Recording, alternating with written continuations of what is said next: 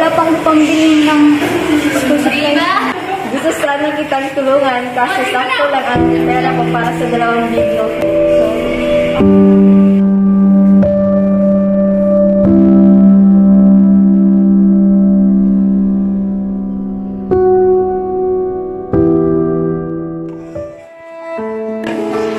Kauwi ni Jessa sa kanilang bahay ay sinubukan niyang manghingi sa kanyang ate ng big notebook kasi hindi siya sigurado kung mabibigyan siya nito. Pagdating niya sa kanilang bahay.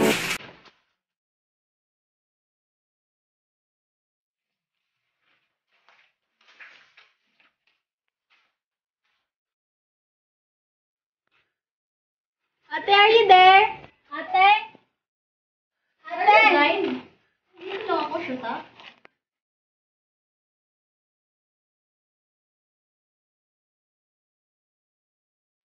Ate, may requirements kami na 2 na big notebook at saka ubos na rin po yung ballpen ko. Sige, hahanap ako ng paraan. Kailan mo ba gagamitin? Bukas sana. Sige, bukas na lang ng umaga. Tagasan mo muna yung mga pinggan dun. Kinabukasan.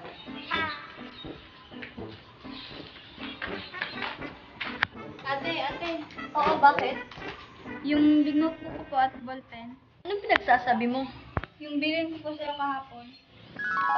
May requirements po kami na 2 na big notebook at saka ubos na rin po yung ballpen ko.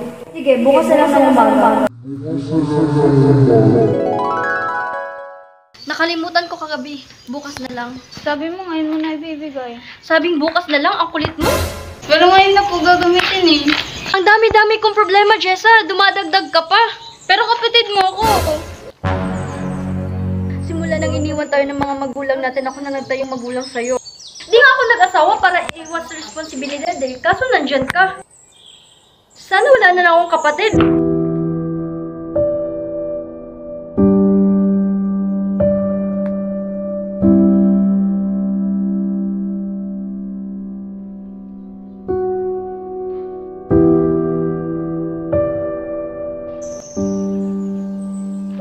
Sana wala na lang akong kapatid. Tawa para iwas responsibilidad eh. Kaso nandyan ka, na lang akong kapatid. Wala nang iniwan tayo ng mga magulang natin, ako na nagtayo. Sana wala na lang akong kapatid.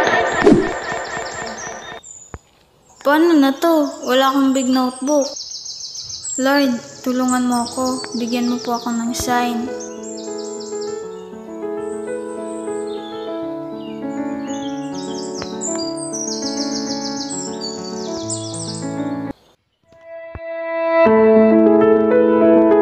Pagkatapos siyang pagalitan ay gumawa siya ng paraan upang meron siyang masulatan. Ano kaya ito?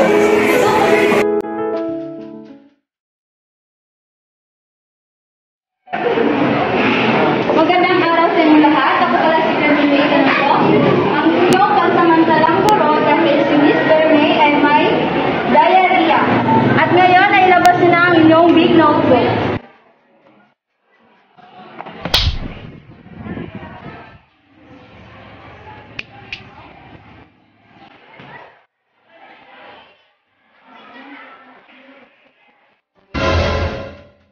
Pakinggan na ito. A few moments later. Kung sino na ang tapos ay maaari na umuwi.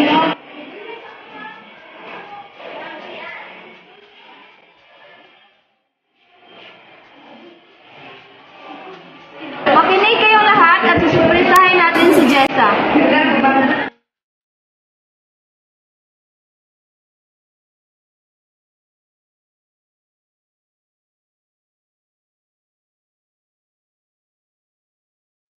Sorry, late ako. Sige, umupo ka na, Jessa.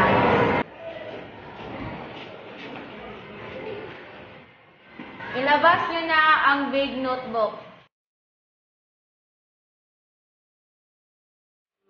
Ma'am, wala po akong masulatan at wala rin po akong pagsulat.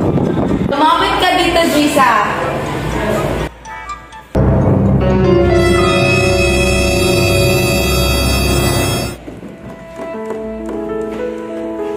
Binili namin to para sa'yo. Salamat po, Mama, sa inyong mga klase. Napanood natin sa storyang ito na si Jess ay nakaranas ng matinding stress pero di siya nagpatinag dito. Kailangan nating labanan ng stress kung kaya pa. Pero kung di na, ay may mga taong handang tumulong sa iyo at nandyan rin ang Diyos na gagabay sa iyo. At dito nagtatapos ang storyang ito. Teka.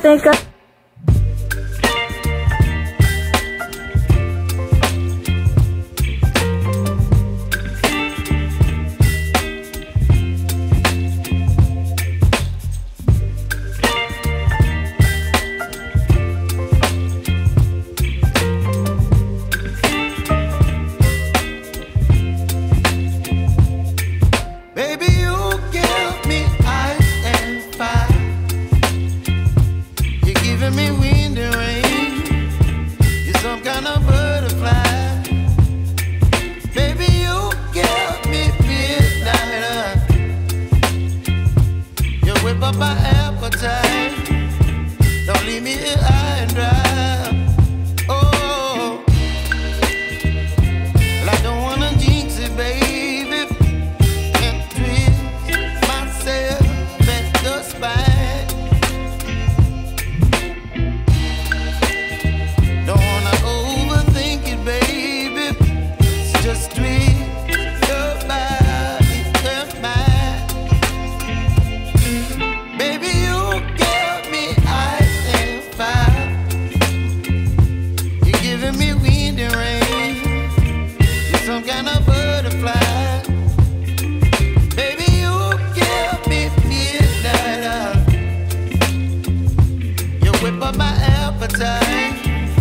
Don't leave me here high and dry.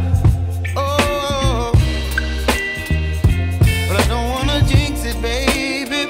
Let's not get ahead of my time. Oh, but I don't wanna miss you, baby. So I stand up and speak my mind. Oh. Lahat.